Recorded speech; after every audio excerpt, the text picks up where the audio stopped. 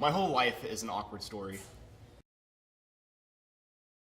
Hey guys, this is Danielle, the researcher for 18 and Over. The next part of our Struggle Bus series is stories about pranks gone wrong. Here are some of the highlights. Hi, I'm Amanda, and this is my story. So, one day my friend was trying to prank me by just scaring me. So she was on top of the stairs, and I was walking below the stairs. And we always just jump off it, like it's not a big deal.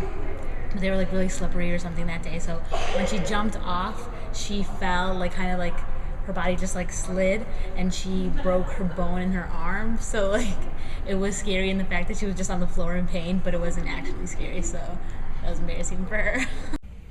Hi, I'm Ricky Moreno. I'm gonna tell you guys a story about how my roommate was trying to prank me, but it didn't turn out as planned. So, one time, he wanted to put all this mint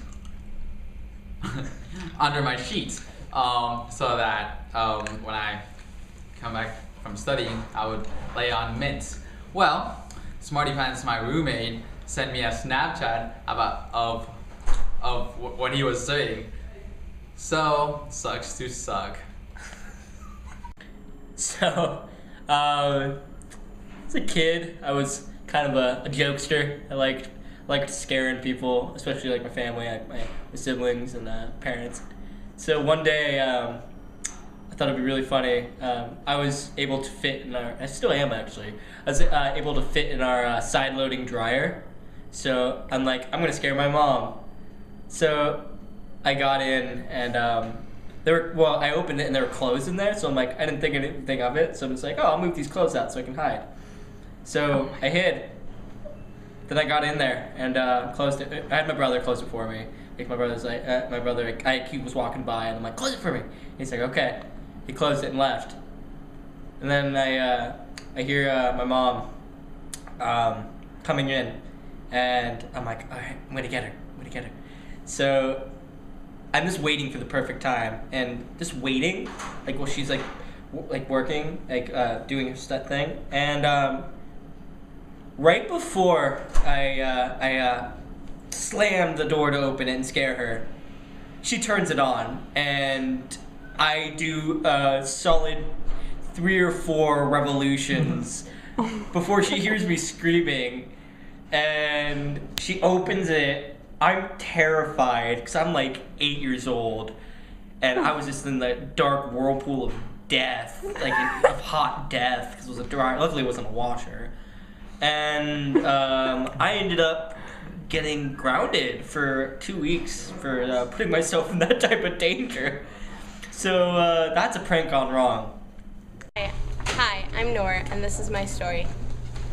Okay, so one of my 2 really good friends, we were all in the IC, and her boyfriend wasn't there, and she decided to do the typical I'm pregnant scare. It was toward the end of the night, and so he totally forgot that it was April Fool's, and she came up with this elaborate plan and texted him and was like, hey, I've been throwing up all morning, and she actually was because she had the stomach flu, but I still feel nauseous, and I'm with my friends, and we're going to Regis right now. They're worried. They bought me a pregnancy test. Legitimately, maybe 30 seconds later, he calls her, and we're all freaking out.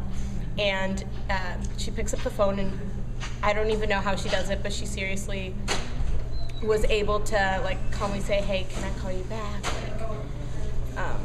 I'm in the bathroom right now. I'll call you in a few minutes. Don't stress. It may be nothing. It's false.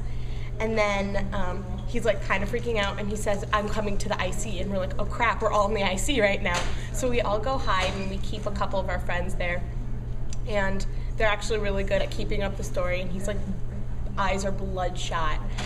And then he decides, hey, I'm gonna run to Regis right now, because that's where she was. And we're about to say no, but he just sprints out of the IC to Regis.